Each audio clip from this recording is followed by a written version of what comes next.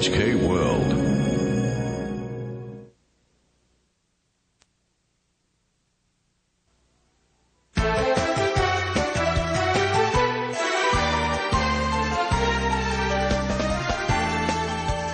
Hello and welcome to News Today 30 Minutes. In today's headlines. In Indonesia, delegates from around the world gather to discuss how to tackle global warming.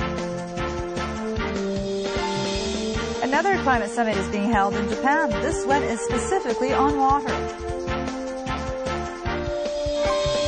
The government meets on reforming the scandal-tainted defense ministry. Delegates from 187 countries and economies are meeting at a UN conference in Bali, Indonesia. They've gathered to seek a new framework to replace the Kyoto Protocol on global warming, which expires in 2012. But China and some other countries trying to lift their people from poverty say that industrialized countries should shoulder more of the burden, while a new framework should not impose any caps on their nations. A clear division between the developing and developed countries is becoming clear at the venue.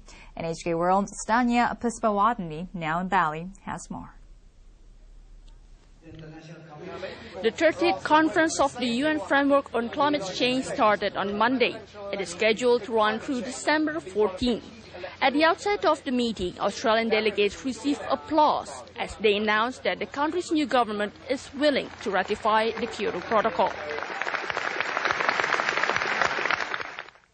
Participants aim to adopt a Bali roadmap to lay out the negotiation process for a new framework to replace the Kyoto Protocol. But the Pakistani delegation criticized the industrialist nation for proposing tough measures for all nations. Developing countries which historically were not responsible for the climate change problem have rights and priorities in meeting their present and future development needs. Another emitting giant, the United States, is taking a cautious stance toward mandatory emission cuts.